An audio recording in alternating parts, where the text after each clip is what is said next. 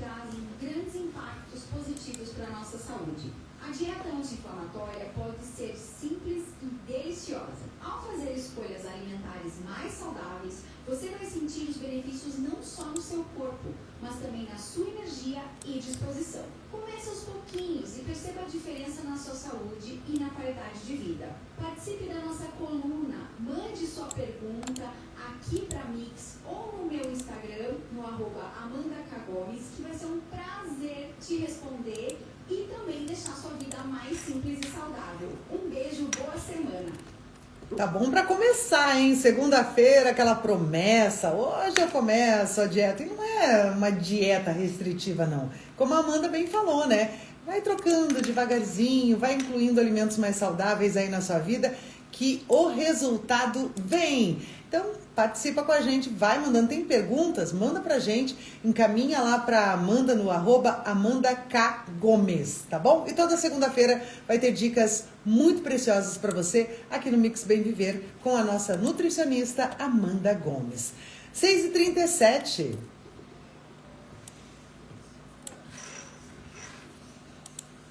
Tem que cuidar do corpo e tem que cuidar da mente. Bom dia, André Ormsbecker. Bom dia, tudo bem? Bom dia. Tudo bem, e você? Tudo bem. Boa semana a todos. Boa semana. Começou fria, mas dizem que vai dar ainda uma esquentadinha. Então vamos aproveitar. Tomara. André, o que você traz hoje pra gente? Hoje a gente vai falar um pouquinho sobre os 7 pecados capitais. Eu resolvi fazer uma série. Uma série. Vai ser um pecado por semana. Vamos tentar, né? É um pecado por semana, tá bom, né? Um pecadinho é grande, né? Cada pecadinho ali. Então, vamos lá. Você vai ficar pecando aqui com a gente um mês e quase 2 meses. Né? São 8 semanas em 2 meses, 7 semanas vai ser de pecado. Viu como é um seriado? Viu? É uma minissérie. Os 7 pecados capitais. Isso. E daí eu pergunto, né? Será que esses 7 pecados capitais ainda fazem sentido no dia de hoje ainda? Será Isso que eu ia te perguntar. Será que eles fazem? Eu acho que ainda faz. Eu acho. Vamos lá, vamos pensar nisso, né? Vamos lá. Então, os 7 pecados capitais, na verdade, começaram com 8, né? Já diminuiu um. Né? Já tiraram o desclassificado. Rebaixado. Então, eles começaram lá naquelas escolas iniciáticas lá no Egito, né? Passaram pelo Império Romano e também depois foram classificados mais corretamente lá no cristianismo medieval.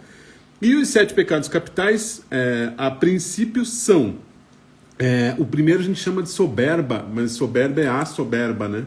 Igual diz a Cíntia Chagas, a soberba e o orgulho. Então, o orgulho é o primeiro. Soberba quer dizer orgulho, né? Então, é orgulho, inveja, ira, preguiça, avareza, gula e luxúria. Quem não conhece a gula, né? Acabamos de falar aqui, né? Então, esse pecado você já tem que já anota aí. Pula fora dele. Dá um check. Já é um a menos. Exatamente. Mas esses pecados capitais, na verdade, foram concebidos lá naquela época do Egito, mas como estados da alma, né? Então era mais como a tua cabecinha funcionava naquela época, né? Então eram pecados que te levavam se você conseguisse controlá-los, te levavam a caminhos de virtude, de elevação espiritual e essas coisas. E de certa forma você colocava eles como as noções de certo e errado no teu dia a dia ali, né? E acho que chegam até hoje no certo e errado, até nos dias de hoje, né? E esses pecados capitais começaram com um monge cristão lá no século IV. O nome dele era estranho, o nome dele era Evagrio Pôntico. Evagrio Pôntico. Evagrio. Olha que nome maluco. Acho que não tinha ninguém na turminha dele. Acho que não. Ele falou, esse é o nome, cara. Com a criança. Lá no céu ele falou, cara, eu quero ir pra terra, mas com um nome muito louco, cara. Então vamos chamar Evagrio. Esse cara ele foi muito influenciado pela cultura grega, pela tradição cristã, e ele criou um tal de logismoi, ou logismoi. Ó, tudo louco, né? Nesses nomezinhos daquela época. E esse logismoi, ou logismoi, se quiser chamar, eram os 8 pensamentos iniciais, né? Só que eram pensamentos que te deixavam, colocavam você como eram pensamentos ruins, vamos dizer assim, eram ideias mentais ruins.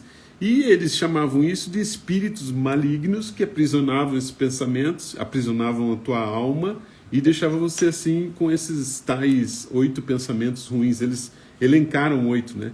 E um dos destaques dele era a assídia. A assídia quer dizer que você pode ser, que pode ser entendida como um tédio espiritual, como uma tristeza espiritual, uma apatia, né? E daí o que o Evagrio fez, né? Criou uma apostila dele, fez uma apostila lá de EJA, para quem não tinha entendido nada. E aí um tal de João Cassiano, que foi um dos discípulos do Evagrio Pontico, era isso? Ele foi um discípulo do Evagrio e ele pegou essa apostila do Evagrio e saiu distribuindo aí. Vamos fazer uma panfletagem. Vamos panfletar aí o mundo. Então ele saiu lá do Egito, que chegou na Europa, e a principal país que ele divulgou isso foi a França, né? Então, chegando lá na França, ele fez essa divulgação desses 8 pecados capitais e começou a divulgar, e ficou isso, e foi indo, e começaram a aceitar esses pecados. Mas antes o nome não era capital, tá? Era só esses 8 pecados, era só esse logismoi aí, esses 8 pecados. E aí no século VI foi que esses pecados capitais ganharam uma forma. E o responsável por isso foi o Papa São Gregório Magno. Então, no século VI. Então, ficou 200 anos aí vagando e sendo divulgadas as informações aí dos pecados capitais. O Papa bateu o olho e falou, opa, tô vendo. Opa, exatamente. Eu tenho que fazer um marketing, um tráfego pago aí. Conteúdo aqui. Exatamente. E daí ele pegou esses naquela época era o Instagram real. Via pomba. Então ele pegou as pombinhas, colocou a informação ali no pezinho dela e mandou elas voarem. Se virem. Manda o recado aí. E daí esse Papa começou a fazer um estudo mais profundo, né? Ele estudava muito a espiritualidade, né? E o Gregório, então, condensou esses 8 pensamentos do Evagrio em 7 pecados capitais.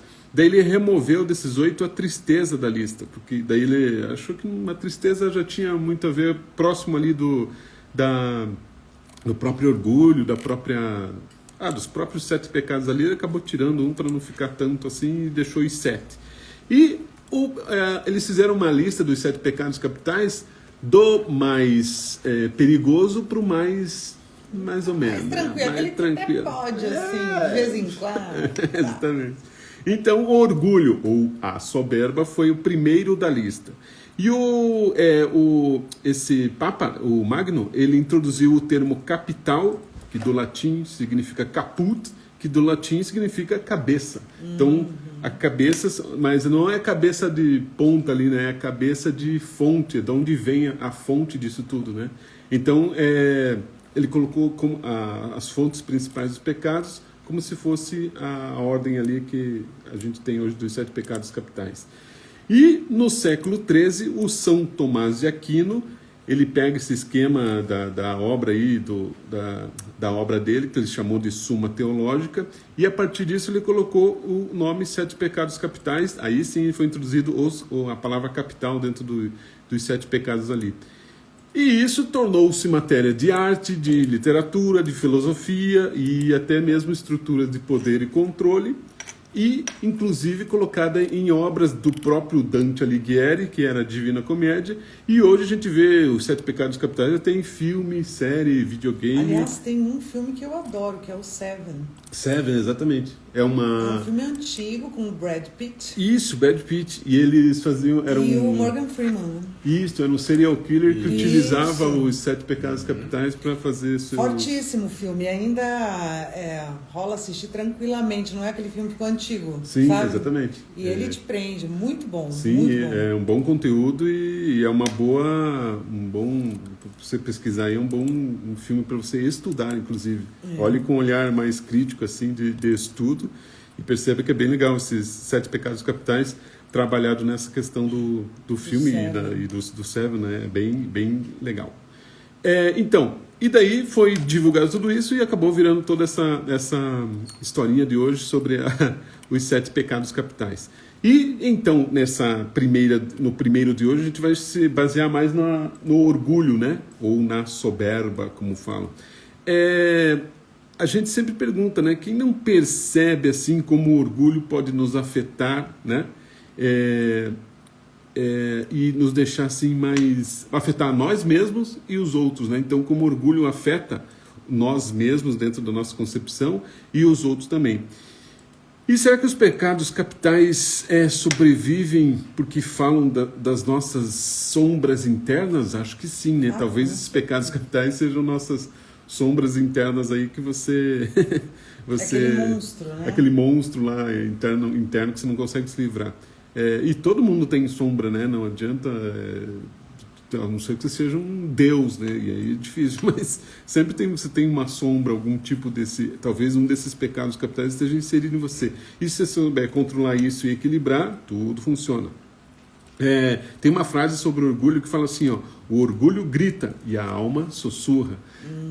O orgulho grita porque, se a gente levar para a questão do ego e da centelha, que a gente já conversou aqui várias vezes, o ego é aquele cara que fica, aquela terceira pessoa que as pessoas acham que é uma terceira pessoa, né?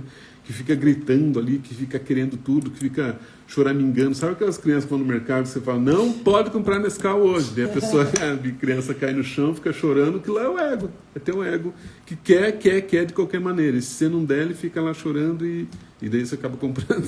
Mas o orgulho tem muito a ver com o ego, né? E esse ego eles colocaram como primeiro ali da tabelinha, porque acho que ela é a raiz de todos os outros pecados, né? Então o ego, o orgulho, vamos dizer assim, é um da cabeça ali dos 7 pecados capitais.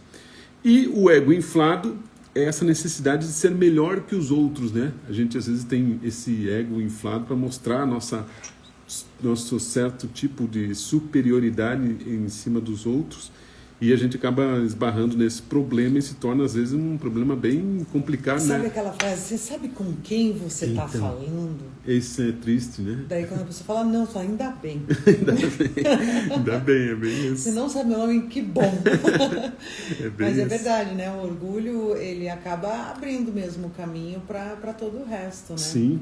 Eu até falei, nossa, tem pecado bem pior. Por exemplo, eu julgo a ira, né? A raiva é um pecado terrível. Sim. Mas o orgulho te leva também, né? Sim. A raiva, a ira. O orgulho é o teu master ali que vai te fazer...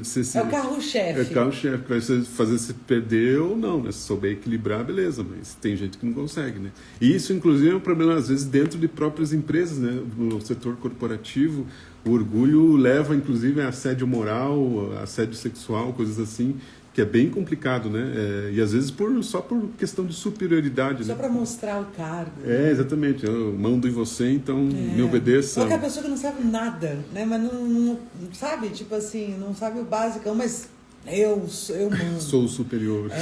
Então vem aqui e faz. Exatamente. É bem isso. Dentro da questão da soberba, né, da palavra soberba, ela vem do latim e ela quer dizer, é bem isso que a gente acabou de falar, estar acima, né? Então soberba é estar acima. Então essa questão do orgulho de estar acima dos outros, que é muito perigoso você trabalhar essa questão, que acaba afetando você, acaba afetando a todos, né? E você perde o equilíbrio desse tal orgulho que você tem, acaba afetando você mesmo e os outros, que acaba voltando para você. Pode achar difícil entender como que isso afeta, mas sabe aquela frase que acho que muitos de nós já falamos, né? Putz, o cara perdeu uma grande oportunidade, mas por quê? Porque é orgulhoso. Orgulhoso. Né? Uhum. Então, assim, não é só o orgulho de se pôr acima, sim, mas a teimosia, sabe? Sim. Daquela coisa de, não, eu não vou fazer e tal. Exatamente. Uma coisa que pode render frutos, bons frutos lá na frente. E quantos de nós, nossa, o cara era bom pra caramba, né? Mas é orgulhoso. Isso. Não dar o braço a torcer. Né? Não dar o braço a torcer de jeito nenhum, porque a verdade dele acabou e tal. Então afeta sim, né? Sim, com muito certeza. A pessoa. E afasta os outros também. Com certeza. Daí você fica no caminho sozinho e aí, como é que você resolve? e teu ego. Como é que vai resolver? Aí não vai te ajudar. E aí quero ver. Então o ego, esse orgulho, né, é esse pecado da exaltação do seu eu, né, da sensação de ser melhor, de ser superior e ser mais importante. Mas será que ele nasce mesmo da força ou da insegurança profunda? Eu acho que bastante tem a ver com essa de muitas pessoas é por causa da insegurança, né? Talvez você não tenha você não tenha essa percepção de poder que você tem no teu poder interno de sobrepor alguns problemas e você acaba se deixando por essa insegurança e você deixa o teu orgulho ou o teu ego te dominar e aí não tem o que fazer, né? E você vai acabar sofrendo por você mesmo. Dentro do orgulho na psicologia, pro Freud, né, o ego tem um papel central no nosso senso de identidade, né? É ele que o Freud separava em ego, id e superego, né? Mas não precisa separar, era só para o teu cérebro entender como funciona. Mas o ego está ali e ele tem um papel central nessa teu guia, né, na tua direção da tua vida, em que pode te fazer muito mal, né? E o orgulho, né, pode ser um mecanismo de defesa também que você se protege achando que é superior para você não tocar na ferida, né, naquela ferida que você tem, né? Então, ou na ferida dos outros também. E o Jung já tinha uma parte que ele falava das sombras. O Jung que falava dessa questão das sombras, que é essa relação das sombras, inclusive de todos os 7 pecados ali capitais, algum deles são suas sombras. E o Jung falava também essa mesma coisa, para você tomar cuidado, né, para que você não não coloque o orgulho, não coloque o ego na frente de tudo, porque às vezes destrói teu caminho, te desvirtua do caminho aí. E o ego na espiritualidade tem uma frase que diz assim, ó: quanto maior o ego, menor o espaço por espírito. É a mesma coisa que a gente já falou lá em cima. Quanto maior o ego, quanto maior seu orgulho, tem menos espaço para o seu lado espiritual. E o seu lado espiritual é aquele lado que você descobre quando tua hierarquia espiritual permite, quando você se permite, né? Até em momentos a gente sempre fala aqui, né, em momentos de oração, de meditação, você consegue achar teu equilíbrio ali, né? Então, se você tem muito ego, você não dá espaço para o seu espírito, né? Para o seu lado espiritual se desenvolver, e você acaba caindo em armadilhas que você mesmo provoca. E nas tradições espirituais, né, o orgulho, né, considerado o mais perigoso dos pecados. No cristianismo foi o pecado de Lúcifer, né, naquela época que eles falavam sobre Lúcifer. No budismo, o orgulho é um dos venenos mentais que geram essa ilusão, né? No Vedanta, eles chamam de Ahankara, que o ego que se identifica com o corpo, a mente e os títulos. É aquele ego de título, né? Igual você sabe o que está falando, mas também você sabe que eu sou o PhD em ou você sabe que eu sou o mestre em blá blá blá. Esses egos que são inflados, que atrapalham o caminho. E a soberba ou o orgulho impedem a entrega, o aprendizado, a humildade espiritual. Você fica preso, né? E o aprendizado é importante, porque você fica preso ali, que você acha que você sabe tudo e acaba não deixando com que o conhecimento venha até você e você não usa esse conhecimento com sabedoria. É muito importante ter conhecimento e usá-lo com sabedoria. E é aquele negócio, né, do ego falando assim, eu já sei de tudo, né? E fecha muitas portas para a sua evolução. E como que o ego se disfarça, né? Ele vem sempre com uma arrogância explícita, né? Às vezes parece... Ele é ardiloso. Às vezes vem com aquele negócio, eu não preciso da tua ajuda, não preciso. Ninguém faz tão bem quanto eu, né? Sou diferente demais para me misturar com vocês aqui vocês aqui da senzala. Você fica aí no seu lugar. Fica no seu sentadinho aí que eu resolvo. E eu não vou, aquela famosa, né? Eu não vou pedir desculpas mesmo sabendo que errei. Então esse é um dos egos mais perigosos aí, né? Você não tem... teu orgulho é mais dominante aí, você não tem vontade nem de pedir desculpas e às vezes acaba caindo na tua própria armadilha, né? Como a gente sempre diz. E como reconhecer, André? Então, eu acho que reconhecer o teu orgulho, o teu ego, é uma forma de você ter uma auto-observação, né? Ou um autoconhecimento. Se você ficar na mediocridade, você nunca vai descobrir que você é orgulhoso ou tem ego em cima das pessoas. Eu acho que, eu sempre falo, né? A escola da vida é perfeita. Um dia, você pode até ir levando tua vida lá, mas a escola da vida um dia dá uma lição. Ela fala, opa, peraí, dá uma olhadinha nisso aqui, vê se está fazendo certo mesmo. Então, eu acho que a escola da vida ela sempre vai te dar um toque, uma lição para que você aprenda. Aí, se não aprender, volta na próxima vida e tenta aprender de novo. Não aprendeu, volta. Não aprendeu, volta. Não aprendeu, volta. E entra naquele negócio da roda de Sansara que a gente já falou aqui, né? E tenta praticar a humildade, né? Um pouquinho, acho que é bom, né? Tente praticar essa humildade que você pode descobrir que você tem um ego inflado e pode equilibrar isso, né? Para não ficar tanto por cima das pessoas ou tão perdendo até oportunidades para a sua própria vida, né? Utilizar a gratidão também como uma forma de abater um pouquinho esse orgulho, esse ego. Aceitar mais o erro, né? Porque errar é humano e pedir desculpas é divino, né? Então, saiba que essa aceitação do erro é importantíssima. E você tem que estar disposto também a aprender, né? Aprender com qualquer um, né? Tem gente que, não sei se vocês sabem da historinha da pasta de dente, antigamente o buraquinho da pasta de dente era gigante. Então você apertava a pasta, já acabava, em 3 apertadas acabava.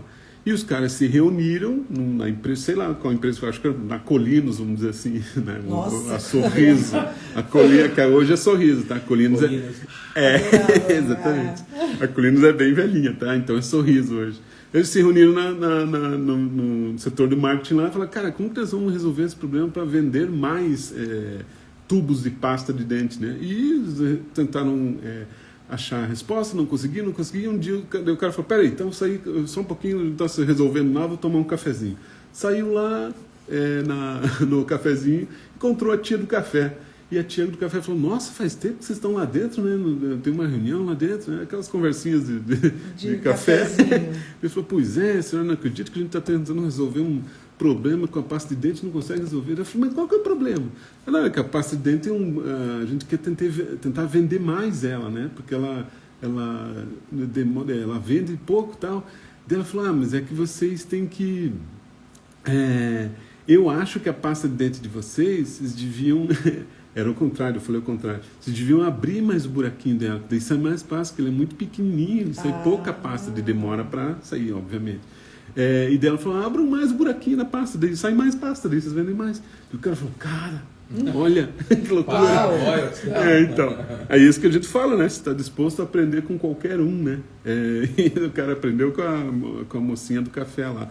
Então são coisas que às vezes as oportunidades aparecem ali do nada e você... E o orgulho pode deixar você surdo e cego. Exatamente. Então você ser humilde e não se rebaixar também, né? Mas saber reconhecer o conhecimento dos outros que podem ajudar você e podem ajudar seu ego, seu orgulho e te deixar num caminho mais tranquilo. E entender que somos canais, né? Não somos donos da verdade, ninguém é dono da verdade. E saber que essa humildade e esse conhecimento abre portas para a tua evolução espiritual, né? Então, esse foi o primeiro dos 7 pecados capitais, o orgulho. Então, pense, né? Pense mais sobre ele, analise o seu orgulho, analise as suas ações diárias aí para você ver se teu orgulho não está te levando para uma armadilha que você mesmo provocou.